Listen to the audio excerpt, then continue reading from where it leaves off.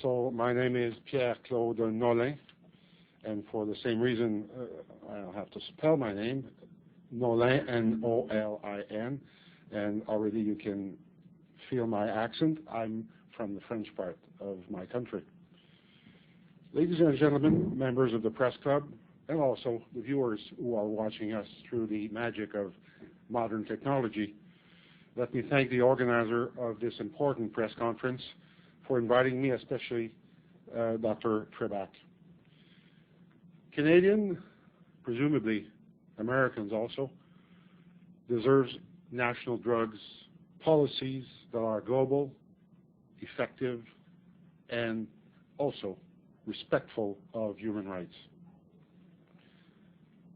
A bit of history. The Universal Declaration of Human Rights was adopted on December 10, 1948, after the bloodiest war in the history of humankind.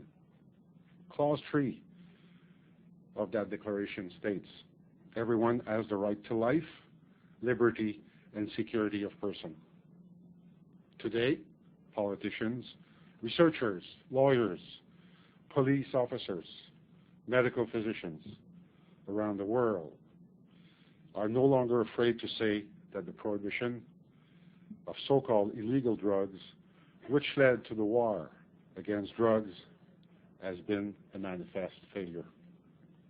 After having had the honor and the privilege of chairing the Senate Special Committee on Illegal Drugs in Canada, I firmly believe that for the preservation of life, public health, personal safety, freedom, and democracy, this insidious policy, which has not had any beneficial long-term effects, needs to be dismantled. In 1998, the United Nations agreed at a special session of the General Assembly to eliminate, yes, eliminate, or at least significantly reduce the cultivation of cannabis, coca leaves, and opium poppy, as well as the demand for these psychoactive substances by 2008.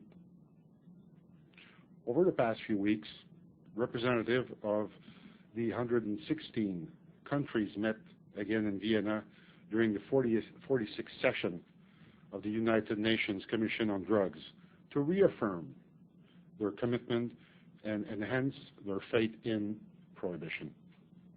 And yet, the many international conventions and national statutes advocating prohibition over the past century, as well as the attendant introduction of criminal sanctions and the erosion of individual rights as miracle solutions to the problem of illegal drugs, have clearly been ineffective in eliminating the supply of and demand for cannabis, cocaine, and heroin.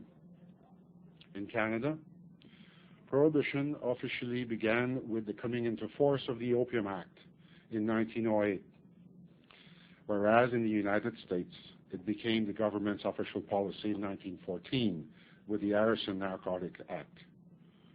Despite the extremely strict statutes passed to deal with users and traffickers, and the billions of dollars spent annually to enforce them or to eradicate the cultivation of drugs in producing countries, these substances can nevertheless still be found in our schoolyard and local communities.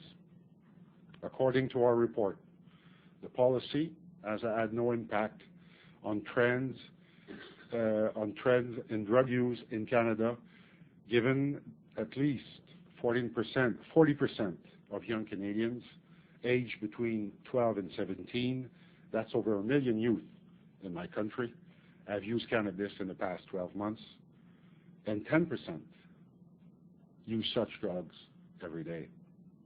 How can this failure be explained?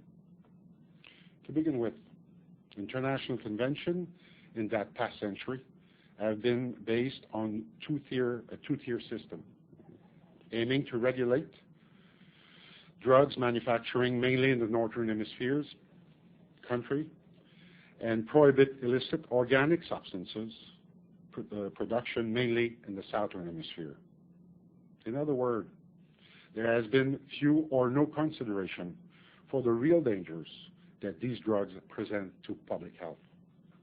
Secondly, national illegal drug laws, whose main provisions are based on these international conventions, have always had ambitious objectives other than the protection of public health. I refer here to the protection of conservative moral values or the reach of a drug-free society.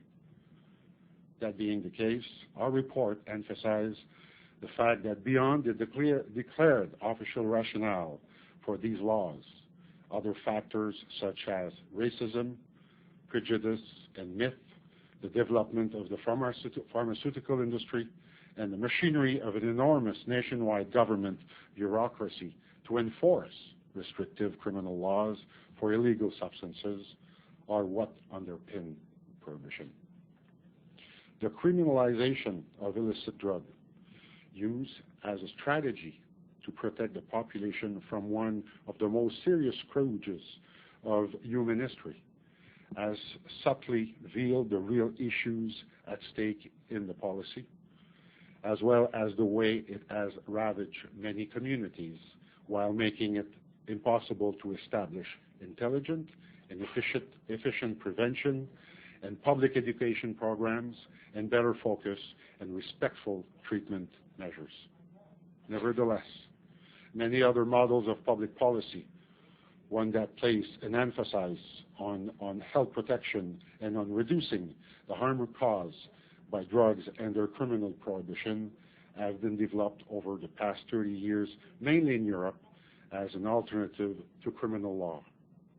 And yet, in 1996, Canada's Parliament adopted the Controlled Drugs and Substance Act, which confirmed that prohibition would continue as the approach preferred by the Canadian government.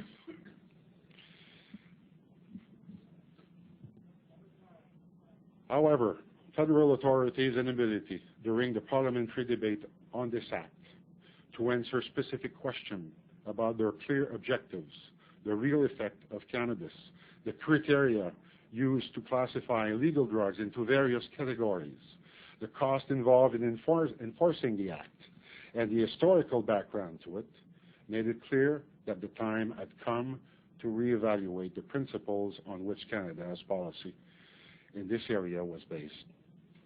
In my view, governments of Canada since 1908, regardless of their political stripe, have shown a willful blindness and even an overdose of hypocrisy in passing prohibition legislation.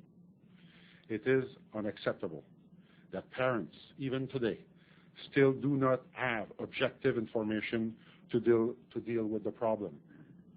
Use of cannabis by their children, or that police officers should be responsible of prevention program in our schools.